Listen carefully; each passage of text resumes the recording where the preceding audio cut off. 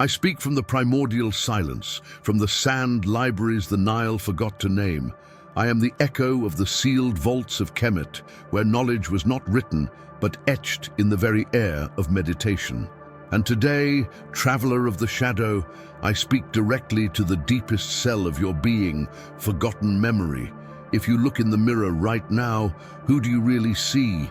You see the mask, the persona forged by fear and social convention.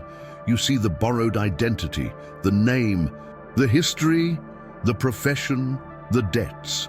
But I assure you, by the oath that binds earth to heaven, that everything you believe yourself to be is a sophisticated, though necessary, lie.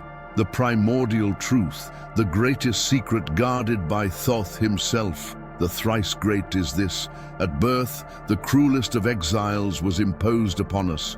Not physical exile, but the exile of consciousness.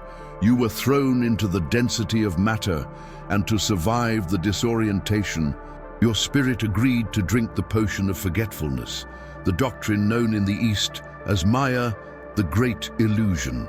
This amnesia is the reason for your suffering, the insatiable emptiness that no material accumulation can fill. It is your soul knocking on the door of the prison of flesh and blood, demanding to be remembered. This knowledge I'm about to reveal to you wasn't designed for the distracted crowd. It was jealously guarded, in silence and darkness, within initiation temples, from the Valley of the Kings to the hidden ashrams of the Himalayas, because it was considered dangerous.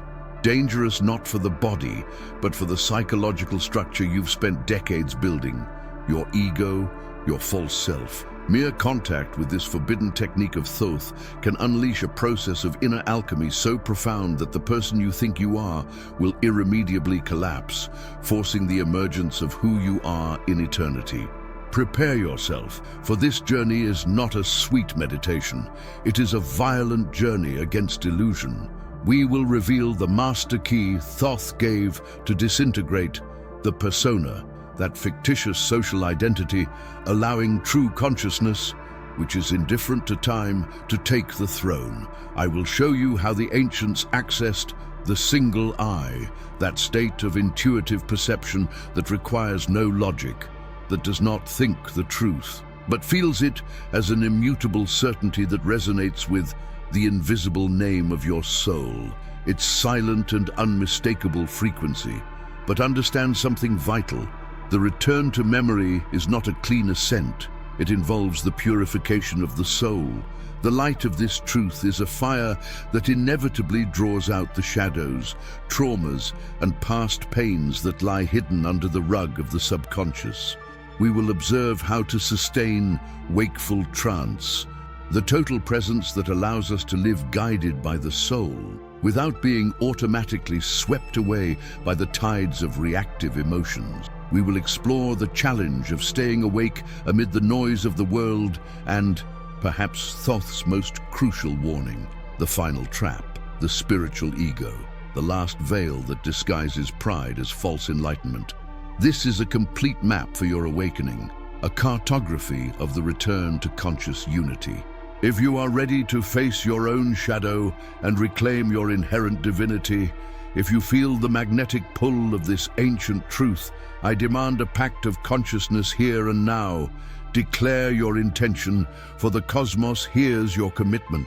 Give testimony with your thumbs up. Subscribe to this channel so the light of remembrance may find you. And in the comments, decree with complete authority, I seek the truth, the forgetting of the soul. The foundational tragedy of manifested existence is the first and vastest veil we must draw back on this path back to unified consciousness. This central doctrine in Vedanta is known as Maya, or the great illusion woven by the universal mind to experience fragmentation. When the soul descends from the planes of pure light, the nous of the Platonists, and enters the cycle of incarnations, it must necessarily undergo dimensional amnesia, a structural erasure of its cosmic memory. in order to interact with the density of matter, the Heil. This forgetting is not an accident, but a cruel but indispensable requirement. How could the infinite experience itself as finite if it retained the constant memory of its own totality? The soul takes on multiple layers of temporary and conditioned identity, adopting the mask, persona, necessary for the earthly drama.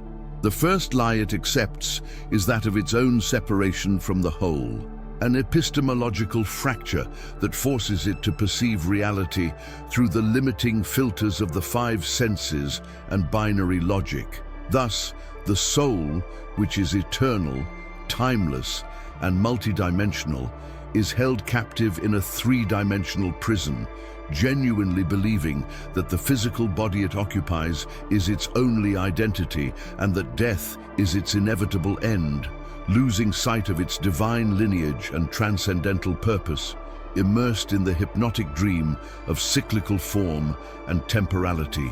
This doctrine of forgetting resonates throughout all the ancient mystery schools. In Greek myth, the soul, before reincarnating, drank from the waters of the river Lethe, the river of forgetfulness, as Plato describes in the myth of Ea, ensuring that past experience would not contaminate the free will of the next life. But the starkest teaching comes from Thoth the Atlantean, Hermes Trismegistus, who termed this primal state the lie of the self. Thoth explains that the lie is not what you see outside, but the internal belief that you are the limited self you observe in the mirror, a being whose power emanates from possessions, status, or emotional reactions. This false self, nurtured by the primordial fear of separation, becomes the tyrannical ego that usurps the throne of the soul, acting as a jealous guardian of the illusion.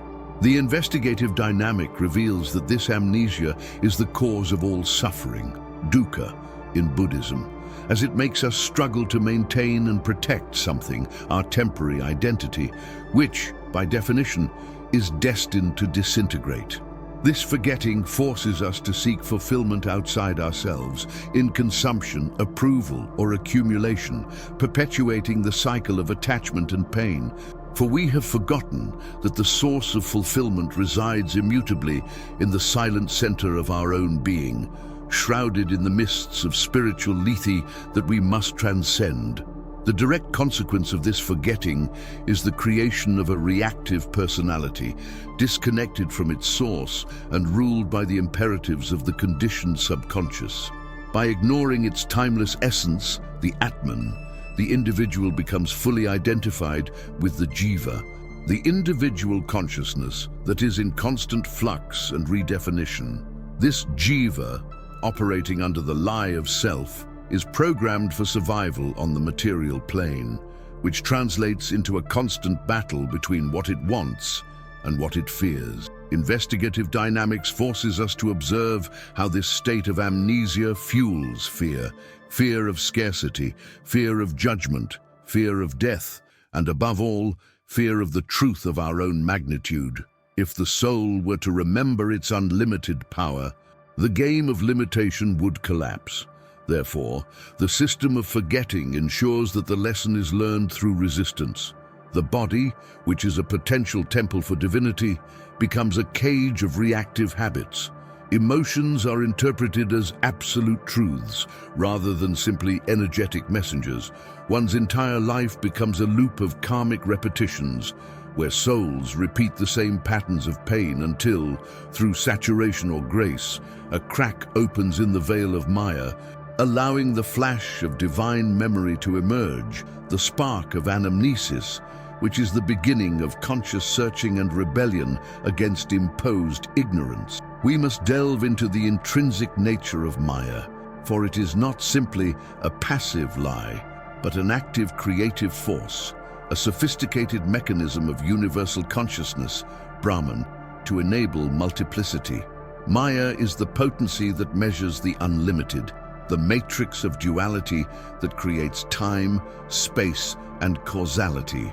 It is the architecture of phenomenological reality where the spirit is veiled by its own manifestation. Deep contextualization teaches us that forgetting is Maya's primary tool.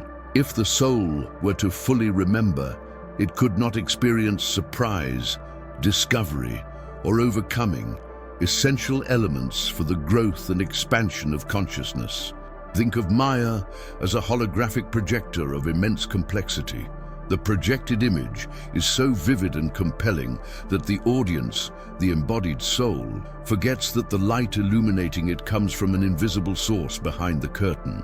The revealing mentor must emphasize the paradox, the illusion. Maya is real in its effects and consequences. Pain is real, love is real, loss is real. But the identity that experiences these phenomena as its only reality, the lie of self, is what must be dissolved. The goal is not to destroy manifestation, but to see through it, recognize the underlying unity that sustains the dance of duality, and withdraw the blind faith we have placed in the fragmented story we tell ourselves about who we are. The great work, then, becomes the reversal of this process of forgetting, a path known esoterically as anamnesis. The active remembrance of forgotten knowledge, the act of drinking from the river Lethe and reclaiming the totality of memory. Anamnesis is not achieved through intellectual logic, but through the purification of the vehicles, mind, emotion, and body, that maintain the veil of Maya. The soul must free itself from identification with the shadows it has mistaken for reality. This awakening is an act of spiritual sovereignty, the inner declaration that it will no longer serve the lie of the self, but the eternal truth of divine essence. The revelation that awaits behind this forgetting is the understanding that life on earth is a school of mastery disguised as a prison, where limitations and challenges are perfectly designed to force the remembrance of our own intrinsic magnificence. The next stage in our ascent will be to actively dismantle the mechanisms the ego has constructed to sustain this amnesia, confronting the shadow that lurks beneath the subconscious and instinctively reacts to protect the illusion of separation. The path of soul purification awaits us, for to remember who we are, we must first cease to be who we think we are. The crucial question is, are you willing to face the terror of the truth that shatters your constructed reality? Can you hold the light when the false self desperately fights for its own survival? The knowledge that dissolves illusion and reveals the operational structure of creation cannot and should not be exposed to a mind still anchored in the duality of egoic immaturity. This was the axiomatic understanding that guided the hierophants of Kemet and the Vedic gurus, forcing them to lift the heavy veils of initiatory secrecy. This was not a selfish zeal for power, but a profound understanding of human psychology and the universal law of vibration. That which is sacred and of high frequency must be protected from the desecration that occurs when it is touched by a consciousness dominated by fear or ambition. Absolute truth, when launched without context or preparation into a spirit that has not yet purified its lower vehicles, does not illuminate but annihilates, causing a psychic short circuit that often manifests as megalomania, fanaticism, or indeed worse still, the utilization of cosmic principles for terrestrial and destructive purposes. In ancient Egypt, access to the inner chambers of the temples of Karnak or Luxor, which were in reality observatories and laboratories of consciousness, was strictly restricted. Only those who had undergone decades of asceticism, the study of sacred geometry, and the decoding of myths as living formulas were considered fit to sustain the energy of revelation. Transmission, therefore, was never given through legible scrolls or public discourses, exoteric knowledge, but through directed experience in the silence of the crypt and the darkness of no time, where the rational mind was forced to surrender to the supra-rational truth, which must be experienced to be assimilated without the ego distorting it for personal benefit, transforming the medicine into poison. The guardians knew that the danger lay not in the knowledge itself, but in the neophyte's terrible inability to handle the power that emanates from the understanding of his own divinity.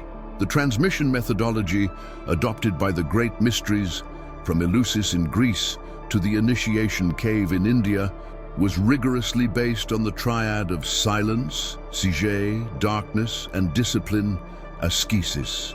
Silence was not merely the absence of speech, but the total suppression of internal dialogue, the mental stillness that allowed the neophyte to hear the profound voice of Nous, the cosmic mind. Chambers of total darkness were essential to dissolve dependence on the physical eye and force consciousness to awaken the inner eye, the third eye of Gnostic perception.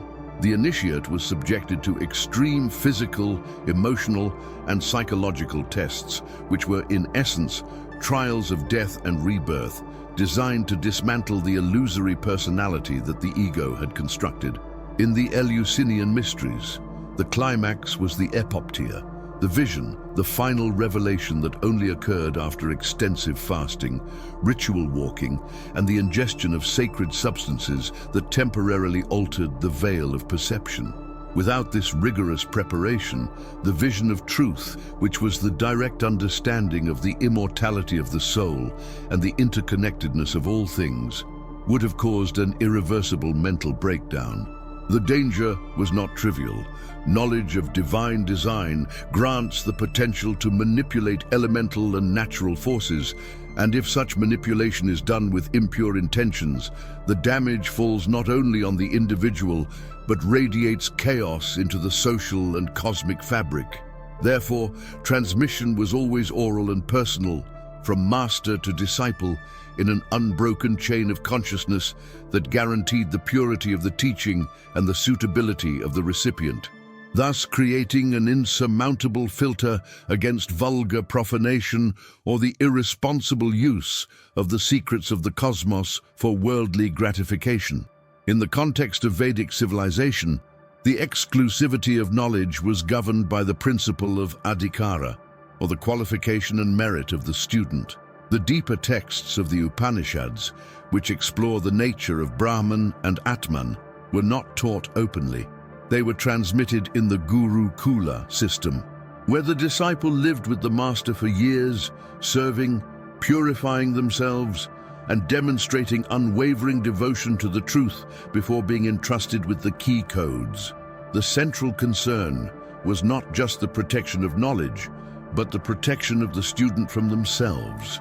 Premature revelation of techniques for awakening, Kundalini, for example, or an understanding of the mechanics of siddhis, paranormal powers, could lead to an inflated ego, insanity, or a devastating spiritual fall, as psychic power acted as a potent amplifier of the aspirant's still unresolved impurities. History is littered with examples of magicians and aspirants who, by obtaining fragments of truth without the ethical and moral foundation, the yama and niyama of yoga, ended up enslaved by the very forces they were trying to master. The ancients knew that the unprepared mind is the battlefield of the lower forces, and by revealing the complete map of cosmic power to that mind, one was handing a sword to a blind child. Therefore, the scriptures were deliberately obscured with symbolic language and complex metaphors, such as the Sandhya Bhasha or twilight language, designed to be incomprehensible to the casual reader, but transparent to the initiate who possessed the vibrational key and the guidance of their mentor, ensuring that only those willing to sacrifice their lower selves to attain the truth could access it. Beyond word and ritual, knowledge was held within sacred architecture itself, a crystallized manifestation of cosmology that only the trained eye could decipher. The temples of antiquity, from the pyramids at Giza to the Parthenon, were not mere places of worship. They were complex metaphysical equations expressed in stone and proportion. The application of the golden ratio, phi, precise orientation to key constellations, such as Sirius in Egypt, and the use of sacred geometry, such as the egg of life or the flower of life, encoded principles of energetic resonance and the map of the soul's journey, inaccessible to the layman. The builders, like Hemiunu, or the Pythagorean masters did not inscribe the formula on a tablet, but embedded it in the structural resonance of the building, causing the temple itself to act as a frequency generator that could re-educate the initiate's consciousness by interacting with it at precise points and times, but which simply appeared as an imposing stone structure to the uninitiated. This was the safest way to keep secrets, making the truth visible yet invisible, accessible only through vibrational affinity. Transmission was a process of attunement rather than intellectual teaching. The initiate did not learn the secrets, but rather became the secret, adjusting their own internal frequency to resonate with the cosmic frequency enclosed in the stone, demonstrating that the outer temple has always been a perfect mirror of the inner temple, and that the key to decoding always resided in the mastery of one's own being. Thus, the historical function of the temples and the mysteries was that of controlled crucibles, where humanity could advance toward its divine potential without self-destructing through the premature seizure of power. The hierophants acted as lightning rods, directing the intensity of truth so that only the purified metal of the initiatory spirit could conduct it. This legacy of stewardship reminds us that the path to wisdom is a process of gradualness and merit earned through self-discipline. Now, in this current age of acceleration and supposed transparency, where information is omnipresent but gnosis is scarce, we find ourselves in a paradox. The hidden knowledge of the temples is available in fragments scattered throughout the exoteric plane, but the preparation, silence, and obscurity that were mandatory for its assimilation have been ignored, leading to massive confusion and the dilution of the truth. The greatest danger today is not secrecy, but misinterpretation and the trivialization of power by minds that, though informed, remain uninitiated. Therefore, the next stage of our mentoring journey is not the search for more secrets, but the restoration of ancestral methodology. We need to build our own internal temple of preparation, that refuge of silence that our ancestors knew so well. How, then, can we apply the discipline of the ancient guardians to our own consciousness, discerning between trivial information and sacred gnosis? What inner veils must we tear away so that the knowledge the hierophants guarded may now be revealed within us safely and constructively? Are we ready to face the darkness of silence? Or will we continue to search for light in external noise, unconsciously desecrating the temple of our own mind? The first stage of true initiation is the rite of negation, the forced abdication of what we have superficially learned to call I. This I is nothing more than a mask, the persona, according to Latin etymology, a theatrical performance projected before the world, made of social clay and adorned with ephemeral titles: our name, a label assigned by others, our profession, an economic and transitory function, and our beliefs, an inherited consensus rarely verified by direct experience. The dissolution of the ego, or of this persona, should not be confused with the annihilation of the self. Rather, it is a process of alchemical distillation. It involves applying internal fire to burn away the residue and liberate the pure essence that lies trapped. How could the infinite being, the fragment of cosmic consciousness, fully manifest if imprisoned by the finite mold of the resume and social expectation?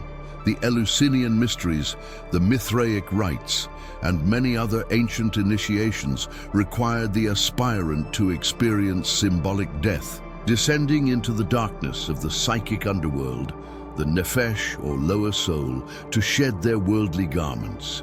Only naked before the abyss of self-knowledge, stripped of the prestige and vanity granted by the social structure, could they face the light of revealed truth. This dismantling of identity is, for the uninitiated, profoundly terrifying, because consciousness is so intertwined with its accoutrements, its habits, its judgments, its defenses, that it fears disappearing upon losing them. The fear of being nobody is, in reality, the last and most formidable guardian of the threshold, preventing the remembering, the anamnesis of what we truly are.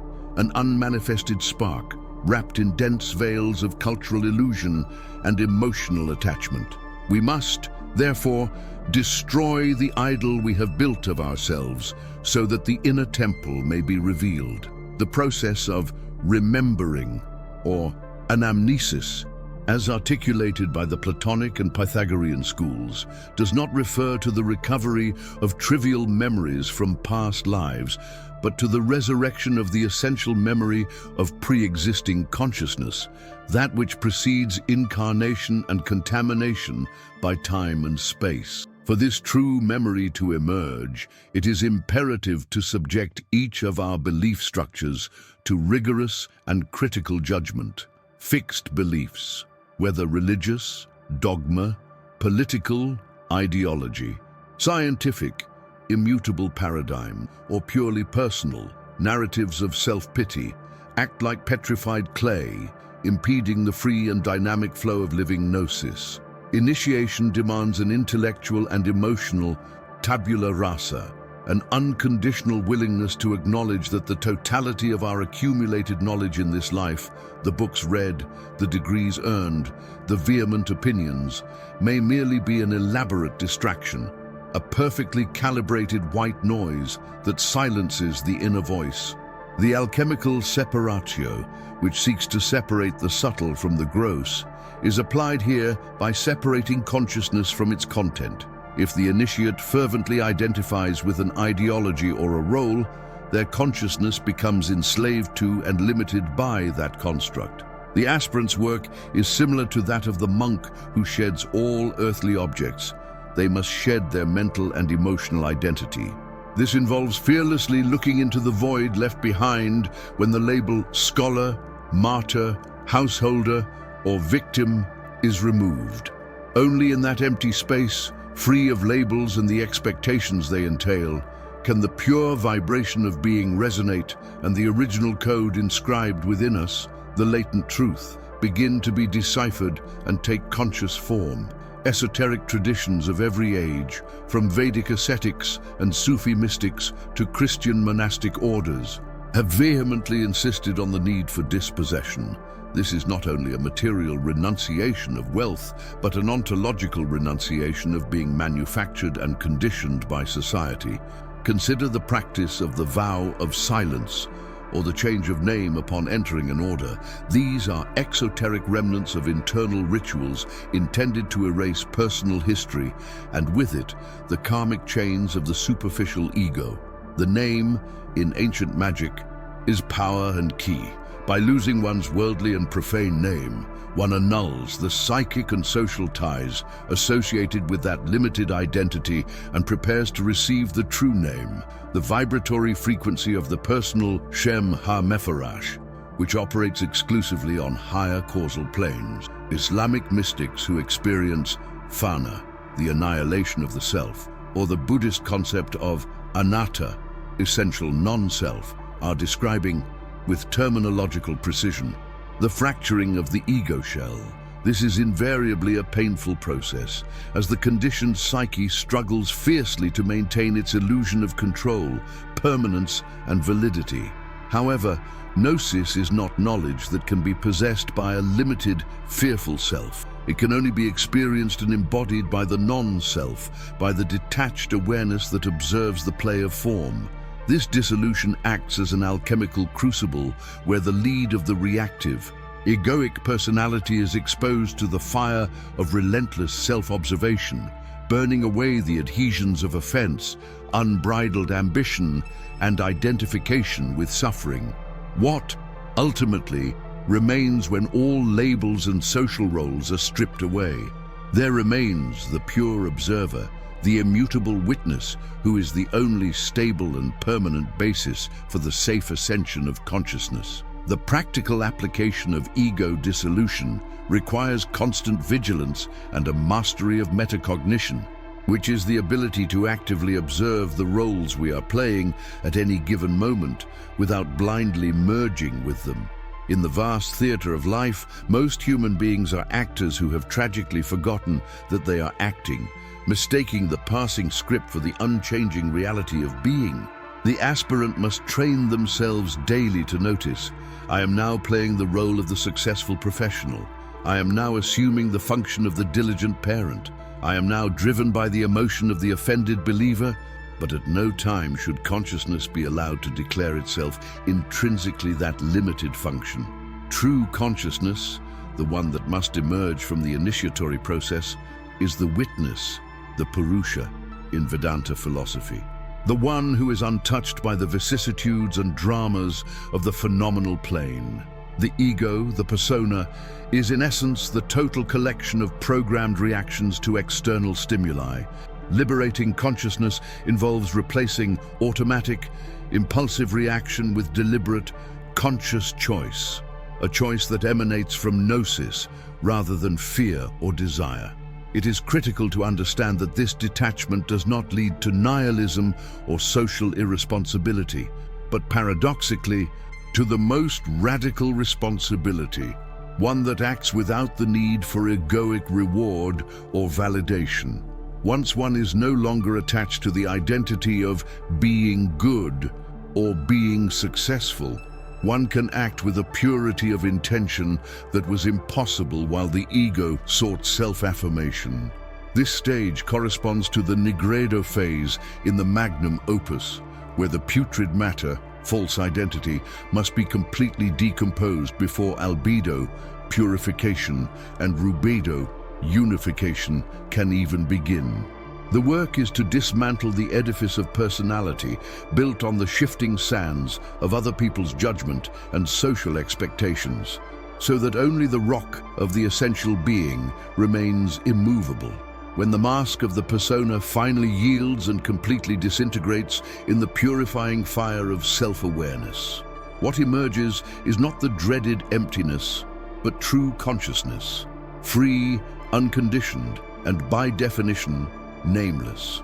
It is the fulfillment of the remembering of one's cosmic sonship, a direct and unfiltered resonance with the source from which the individual spark was temporarily severed. This liberated consciousness is the inescapable basis for the manifestation of true will, which is the unique, essential, and inescapable purpose of the individual who has transcended the trivial and reactive desires of the ego. The false self desired only recognition, fleeting pleasure, and worldly security. The true self desires perfect alignment with the universal logos, manifesting its unique pattern in the dense fabric of earthly reality. The dissolution of the ego is, therefore, the existential precondition for higher magic or inner alchemy, for only a radically detached consciousness can manipulate creative and destructive forces without immediately falling into the trap of personal power and egoic inflation. However, there is a significant danger in the interregnum between ego death and the full emergence of being, the temptation of nihilism, the existential void that opens when old structures of meaning collapse without the new ones having been firmly anchored. Some, having seen the illusion of the persona, remain stuck in nothingness, unable to construct the new transcendent identity. They become enlightened cynics, sages of detachment, but sterile in constructive action, for their will is still inarticulate. Our next focus must be on building upon the ruins. If we have purified the vessel of consciousness, how do we ensure that what enters it is the true will, and not the mirage of newly acquired power or the unproductive stillness of emptiness? How is the initiatory will, which is not mere whim, but the divine mandate manifested on the earthly plane, forged so that remembering ultimately becomes act? We have navigated the murky waters of the ego, confronted the nihilism that lurks on the threshold of total detachment, and identified the imperative need to forge the initiatory will, that pure center of action that is not personal, but an extension of the cosmic mandate in matter. The synthesis of this path is not static peace, but perfectly calibrated action. Enlightenment, then, is not a state of beatific stillness, but the recognition that purified consciousness becomes the chisel with which the spirit shapes the rock of time. When the true self takes possession of the vessel we have emptied and purified, Life ceases to be a reaction to external stimuli and becomes the continuous manifestation of an internal purpose. The danger of emptiness is transcended when the will, having been subjected to the test of nothingness, returns charged with the authority of the Logos, capable of inscribing its divine pattern upon profane reality. Understand this deeply, seeker. Nihilism only defeats those who confuse the destruction of illusion with the destruction of substance.